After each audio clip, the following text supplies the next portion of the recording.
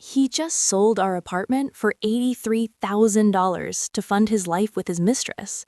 What he doesn't know, I own it. He signed the deed to me 5 months ago without reading a single page. He's committed fraud. The buyer's threatening to sue. His job is investigating, and I hold every single card. My name is Amelia Barnes. I'm 33 years old, a senior analyst at Cascade Consulting in downtown Chicago. For 6 years, I've been the one who reads the fine print, who catches the details everyone else misses, who fixes problems before they become disasters. This is the story of how my husband tried to erase me from my own life, and erased himself instead. But here's what nobody tells you about revenge. It doesn't feel like victory. It feels like grief wearing a crown. The call comes while I'm sitting in a conference room in Detroit. Monday afternoon, 3:15, and I'm watching my colleague Sarah present quarterly projections to a client who keeps checking his phone under the table. My phone vibrates against my thigh. Tyler's name lights up the screen. We haven't had a real conversation in 3 months, just transactional exchanges. Whose turn for groceries, when the landlord's coming to fix the sink. The kind of cold, efficient communication you have with a roommate you're trying not to murder. Something makes me step into the hallway, some instinct, the kind that knows the ground is about to shift. Amelia. His voice is different, not cold exactly, excited, like he's about to deliver news he's been rehearsing. I'm divorcing you. The fluorescent lights above me hum. Someone laughs in the break room down the hall. My brain processes the words in fragments, like they're arriving out of order. I already sold the apartment, he continues, gaining momentum now, so you'll need to figure out where you're living when you get back. Just thought you should know. My grip tightens on the phone. The hallway tilts slightly, then rights itself. You sold the apartment. Not a question, a repetition, buying time while my mind tries to catch up to the bomb he just dropped like he was ordering pizza. Yeah, Nicole and I need the money. She deserves better than that shoebox anyway. He actually laughs, a short, satisfied sound that tells me he thinks this conversation is already over, that I'm already defeated. Nicole. The name I'd pretended not to notice in his text messages for 4 months. The work colleague whose number appeared on our phone bill 73 times last month. The reason his cologne changed, and his excuses got sloppier, and he stopped touching me like he meant it. My hand is shaking now. I press it flat against the wall, feeling the cool paint against my palm. Sounds good, I hear myself say. My voice is calm, almost friendly. Thanks for letting me know. The silence that follows is confused. He'd expected begging, tears, panic about where I'd live, how I'd afford first and last month rent somewhere else, whether I could crash with friends. That's it? He asks, and there's almost disappointment in his voice, like he wanted the drama, needed it to justify what he was doing. That's it. I end the call before my voice can betray what's actually happening inside my chest, before the tremor in my hands spreads to my throat, and I start crying in a corporate hallway while junior associates walk past with their lattes and their normal, undemolished lives. Because here's what Tyler doesn't know. 5 months ago, when interest rates dropped and I refinanced our mortgage to save us $470 a month, I had the deed transferred into my name only. The bank required it, something about my credit score being higher, about me being the primary income earner since Tyler's commissions had dropped 30% over the past year. The loan officer had explained it carefully, walking me through every document. Your husband will need to sign off on the transfer, she'd said, but it's fairly standard in these situations. I'd brought the papers home on a Tuesday night. Tyler was watching the Bulls game, beer in hand, yelling at the TV about a missed free throw. I need you to sign these, I'd said, setting the stack of documents on the coffee table. Refinance stuff. We'll save almost $500 a month. He'd glanced over, seen the words mortgage and interest rate and monthly payment reduced, and grabbed a pen. Signature, signature, signature, signature. Never reading, never asking, never once questioning why there were so many pages or what they actually said. just trusting that I'd handle it, that I'd take care of the boring adulting while he focused on more important things, like whether the Bulls could make the playoffs and whether Nicole from his office thought his new haircut made him look younger. That signature, that moment of careless arrogance, it's about to destroy his entire life, and he has absolutely no idea. I make it back to my hotel room before the shaking gets worse. My hands fumble with the keycard 3 times before the lock finally clicks green. The door closes behind me with a soft thud that sounds louder than it should in the empty hallway. I stand there for maybe 30 seconds, maybe longer, just breathing, trying to keep the pieces of myself from flying apart. Then I sit on the edge of the bed, still wearing my blazer and heels, and let myself feel it. The humiliation, the rage, the sick, twisting realization that the man I married, the one I bought dish towels with and argued about paint colors with, the one whose hand I held through his father's funeral, the one who promised to build a life with me, just tried to steal my home to fund his escape with someone else. My phone is still in my hand. I scroll through our text messages from the past 3 months. They're so cold they could give you frostbite. Can you grab milk? Working late. Don't wait up. I'd felt it happening. The slow erasure, the way he stopped looking at me during conversations, the way his hand would pull away if I reached for it in bed, the way he started doing laundry separately, eating dinner before I got home, existing in our shared space like we were strangers in an airport terminal. But I told myself it was stress, that we were just in a rough patch, that if I gave him space and stopped asking questions and made myself smaller, we'd find our way back to each other. I was giving him space to plan my destruction. My chest feels tight. I press my palm against my sternum, trying to breathe through the rising panic. For a moment, just one terrible moment, I almost call him back, almost ask what I did wrong, almost beg him to reconsider, to give us another chance, to remember the people we used to be when we were happy. Then I remember his voice, that smug, satisfied tone. You'll need to figure out where you're living. Like I was trash he'd finally gotten around to taking out. The panic crystallizes into something else, something cold and sharp and absolutely focused. I dial Chloe. Chloe Morgan and I met freshman year of college when we were both broke, ambitious, and subsisting on ramen and stolen dining hall bagels. She's the person who held my hair back after my 21st birthday, who helped me move 7 times in 10 years, who told me Tyler was fine but not special when I introduced them. Now she's a partner at Whitman & Associates, a boutique law firm in the Loop known for absolutely eviscerating people who underestimate them. She picks up on the second ring. Please tell me you're calling to say you're finally leaving that walking red flag. Despite everything, I almost laugh. He beat me to it. What? Tyler just called to tell me he's divorcing me and that he already sold our apartment. The line goes completely silent. Then, I'm sorry, he what? Sold the apartment for $83,000 to fund his new life with Nicole. His exact words were that I need to figure out where I'm living when I get back. Amelia. Chloe's voice shifts into the razor-sharp tone she uses in depositions, the one that makes opposing counsel visibly sweat. Tell me the deed is still in your name from the refi. It is. Say that again, slowly, because I need to make sure I'm hearing this correctly. The deed has been in my name and only my name for 5 months. Tyler signed the transfer paperwork without reading it. He was watching a basketball game. The sound Chloe makes is somewhere between a gasp and a laugh, and a sound of pure, vindicated joy.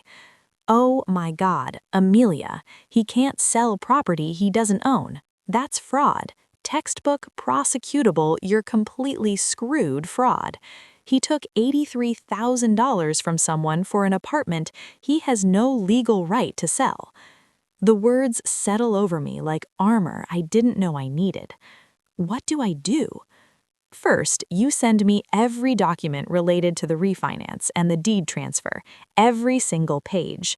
Second, I notify the buyer immediately that the sale is invalid and they need to demand their money back. Third, we send Tyler a formal letter explaining exactly how badly he just destroyed his own life. My heart is pounding now, not with panic, with something else entirely. How badly are we talking?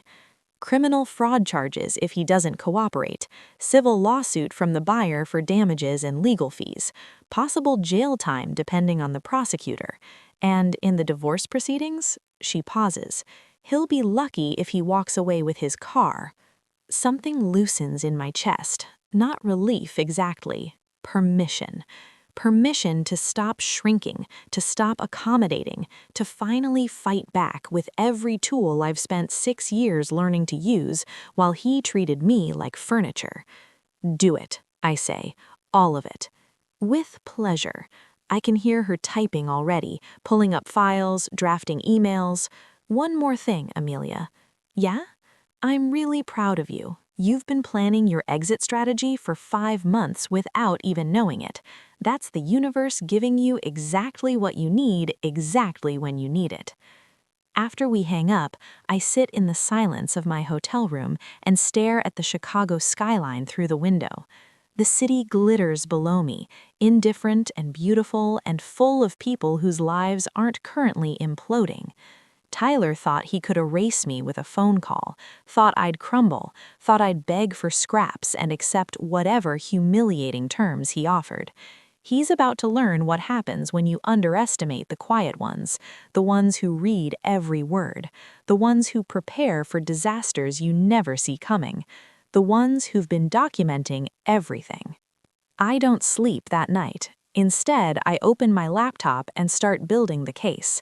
Screenshots of text messages, bank statements showing the mortgage payments I've made from my personal account for the past 5 months, every single one, because Tyler's commissions dried up and he forgot to transfer me his half. The refinance paperwork with Tyler's signature scrawled carelessly across every page, next to the sections that clearly and explicitly state the property is being transferred into my sole name. The deed itself, clean and legal and absolutely incontestable. By the time dawn breaks over Lake Michigan, I have a folder so thoroughly documented that Tyler won't be able to lie his way out of a parking ticket, let alone fraud. My phone buzzes, a text from Chloe. Buyer's attorney contacted. They're furious, demanding full refund plus $15,000 in damages. I'm drafting the letter to Tyler now. It's going to be beautiful. I shower, put on my suit, pack my bag methodically, checking the room twice for anything I might have left behind. Small things, ground me, give me something to control when everything else is chaos. The flight home leaves at 2. I sit in the airport terminal with coffee I don't drink and watch families laugh and couples hold hands and business travelers type furiously on their laptops, and I feel like I'm watching life through glass. A little girl across from me, maybe 4 years old, clutches a stuffed rabbit. Her mother smooths her hair absent-mindedly while talking on the phone. Something about that gesture, that unconscious tenderness, makes my throat tighten. Tyler and I used to talk about kids, not seriously, but in that vague, someday way. He'd say, when we're more settled, when the apartment's paid off. Now I realize he was never planning a future with me. He was running out the clock while scouting for an upgrade. The boarding announcement crackles through the speakers. I stand, straighten my blazer, and walk toward the gate with my shoulders back and my face carefully blank.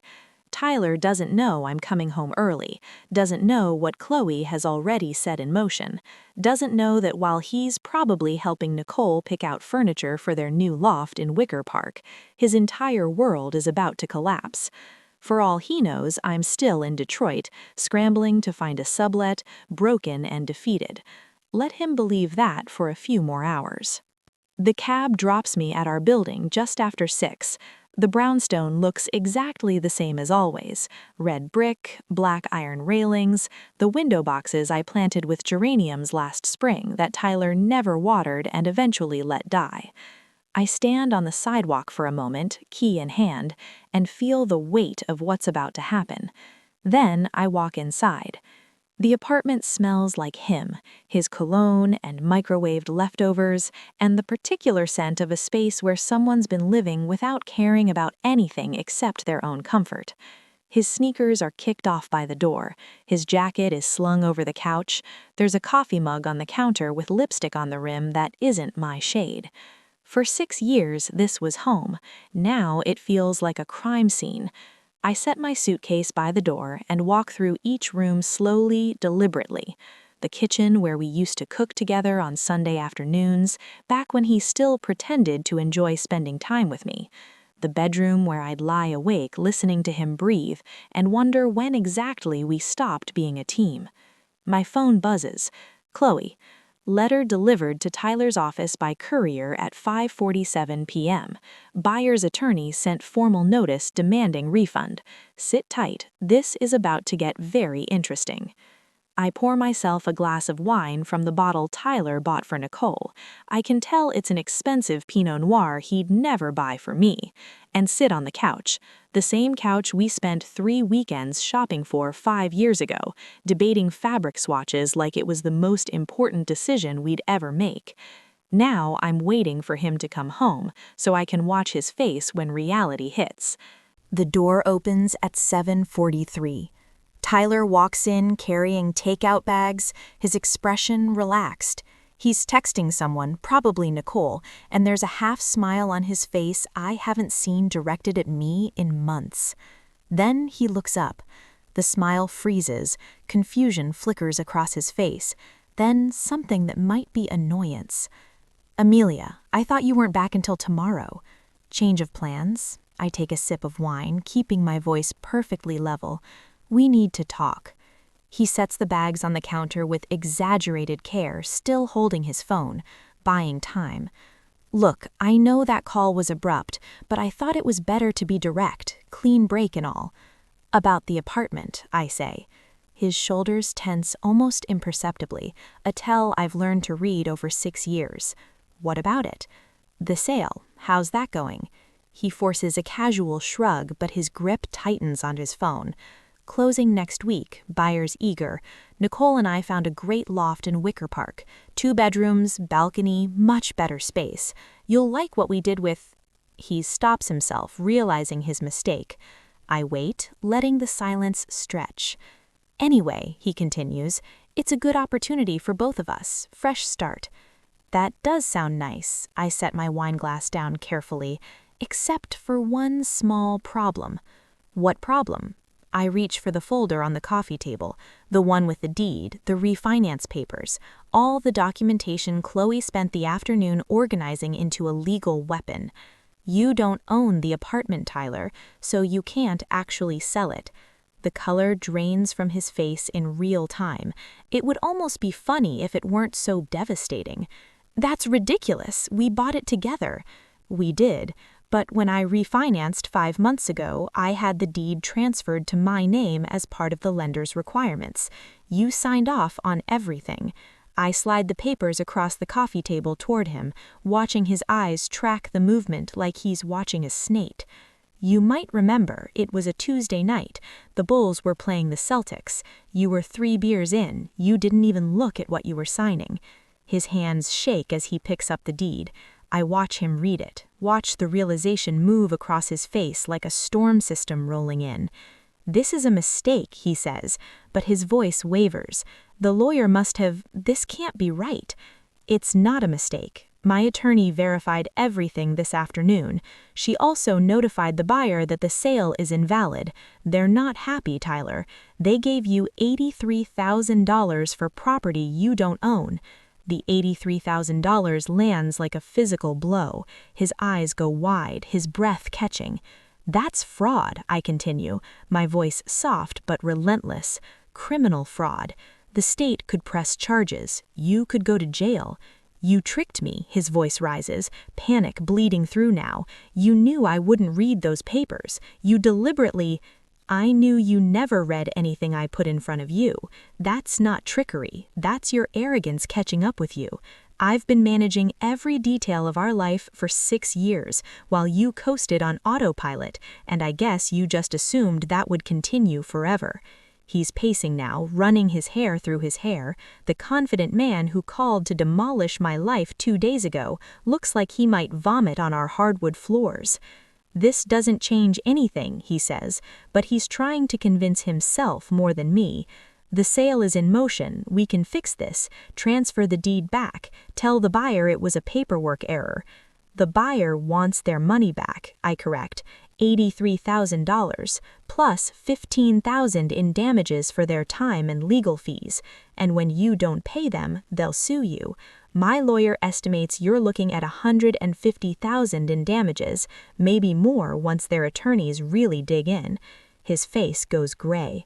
I stand slowly, setting my wineglass on the coaster, because even in the middle of destroying someone's life, some habits die hard. You tried to steal my home, Tyler. You tried to erase me from my own life to fund your escape with your mistress, and you did it so carelessly, so arrogantly, that you committed prosecutable fraud without even realizing it. I didn't mean, he starts, but the words die in his throat. Yes, you did. You meant every word of that phone call. You just didn't think I'd fight back. The door opens, and Nicole walks in like she owns the place. She's taller than I expected from her Instagram photos, polished in that effortless way that requires significant effort and money. Designer jeans, cashmere sweater, the kind of highlights that cost more than our monthly utilities. Her eyes sweep the apartment with obvious approval, already mentally redecorating. "Tyler, I was thinking we could paint this room gray. It would really open up the—" She stops when she sees me. "Oh," her smile falters for a fraction of a second before recovering with practiced ease. "You must be Amelia. Tyler mentioned you'd be moving out soon." I study her for a moment. She's young, maybe 27. Pretty in a conventional way, the kind of woman who's spent her life being told she's special without ever having to prove it. "Actually, I'm not moving anywhere," I say, keeping my voice pleasant, professional. "This is my apartment, legally, solely." Nicole laughs, a bright, dismissive sound that probably works wonders for men who underestimate her. "Tyler said you were upset about the divorce, but the sale is already done. We close next week. I've already started packing my—" "There is no sale." I let each word land separately. "Tyler tried to sell property he doesn't legally own. That's fraud. The buyer's been notified. They're demanding their money back and threatening a lawsuit." Her smile vanishes. She turns to Tyler, and I watch her face shift from confusion to comprehension to cold, calculating fury. What is she talking about? Tyler won't meet her eyes. He's staring at the floor like it might offer him an escape route. "The apartment is in her name," he mumbles. "I didn't realize." "You didn't realize?" Nicole's voice climbs an octave. "How do you not know who owns your apartment? How do you take $83,000 from someone for property you don't own?" "It was during the refinance. The paperwork was confusing. I thought it was just—" "Confusing?" Nicole steps back like he's contagious. "Do you understand what you've done? What you've dragged me into? I told my landlord I was moving. I gave notice at my apartment. I've been packing for 2 weeks. "We can fix this," Tyler desperately says, reaching for her. "Amelia, you don't want to do this. We can work something out. You don't want me to lose everything." "That's exactly what I want," I say quietly. Nicole grabs her purse from where she'd set it on the counter. "I'm not doing this. I'm not getting sued because you're an idiot who doesn't read contracts." "Nicole, wait." "My father's an attorney," Tyler says. "He's going to tell me to run as far from you as possible, and that's exactly what I'm going to do." She's already at the door, heels clicking against the hardwood with sharp final sounds. "I can't believe I quit my job for this," she says, more to herself than to us. Then she looks at me, and for just a second I see something that might be respect. "Good luck. You're going to need it dealing with this mess." The door slams behind her. Tyler stands in the middle of the living room looking smaller than I've ever seen him, diminished, like someone pulled a plug and all the confidence drained out. "She'll come back," he whispers. "She's just upset. Once she calms down, she'll understand." "She's not coming back, Tyler. She just realized you're a liability, and Nicole doesn't date liabilities." My phone rings. Chloe. "The buyer's attorney just called," she says, her voice tight with satisfaction. "They're filing a fraud complaint with the state attorney's office tomorrow morning. I'm sending over divorce papers. Have Tyler sign them tonight if possible.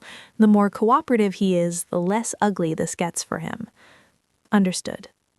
When I hang up, Tyler is watching me with something that looks like fear. What did she say? I retrieved the divorce papers from my bag. Chloe had them messengered over this afternoon because she's nothing if not efficient, and set them on the counter. "Sign these tonight and pray the buyer decides not to press charges." "Amelia, please, I made a mistake. Can't we talk about this? Can't we?" "You didn't make a mistake. You made a choice. You chose to cheat on me for 4 months. You chose to plan your escape without telling me. You chose to try to steal my home to fund your new life. Those weren't mistakes, Tyler. That was deliberate cruelty." His hands tremble as he picks up the pen. "For 6 years, I made myself smaller so he could feel bigger. I managed the invisible labor, swallowed the small humiliations, convinced myself that love was supposed to be hard work. Now I watch him sign away our marriage with the same careless scrawl he used to sign away his claim to this apartment, and I feel nothing but a strange, hollow relief." The next week passes in a suspended, surreal quiet. Tyler moves out in stages. He comes during the day while I'm at work, taking boxes of his things and leaving gaps on shelves that make the apartment look like it's missing teeth. He leaves a note on the kitchen counter one day. "I'm sorry. I know you don't believe me, but I am." I throw it away without responding. My phone rings on Thursday evening. Unknown number. "Ms. Barnes, this is Detective Morrison from the Chicago Police Department's Financial Crimes Unit. We've received a complaint regarding your husband and a fraudulent property sale. We'd like to schedule a time to speak with you." I give my statement the next afternoon in a windowless room that smells like burnt coffee and bureaucracy. I bring every document: the deed, the refinance papers, the bank statements, the text messages where Tyler casually mentions closing next week. The detective is a woman in her 50s with tired eyes and the air of someone who's seen every variation of human stupidity. "Your husband really didn't read any of this?" she asks, flipping through the deed transfer paperwork. "Not a single page." She shakes her head. "Men always think they're too smart to get caught. Then they do something this stupid." She closes the folder. "We'll be in touch. This is pretty straightforward. He'll likely be offered a plea deal, restitution to the buyer, probation, community service. If he cooperates, he avoids jail time. And if he doesn't? Then he's looking at 2 to 5 years for felony fraud." She meets my eyes. "For what it's worth, I've seen a lot of bitter divorces. This is the first time I've seen someone hand their spouse this much ammunition without realizing it." 3 weeks after Tyler moves out, I'm reorganizing the bedroom when I find something tucked between the mattress and the bed frame, a small velvet box. My hands shake as I open it. Inside is a necklace, silver, delicate, with a pendant shaped like a compass, the kind of gift Tyler would have given me 3 years ago, back when he still remembered I loved meaningful symbols more than expensive jewelry. There's a receipt tucked beneath it, dated 7 months ago. 7 months ago, before Nicole, before the fraud, back when things were already crumbling, but maybe he was still trying to find his way back to me. I sit on the edge of the bed holding this tiny piece of evidence that somewhere, buried beneath the betrayal, Tyler had tried, had thought about me, had picked out something he knew I'd love, and then never given it to me. Because trying wasn't enough. Thinking about me wasn't enough. The compass that was supposed to guide us back together stayed hidden in a drawer while he found his way to someone else. My phone rings. "Tyler." I almost don't answer, but something makes me pick up. Amelia, his voice sounds wrecked, exhausted. Can we talk? What do you want, Tyler? He takes a shaky breath. The detective called. They're offering me a play deal. Restitution, probation, community service.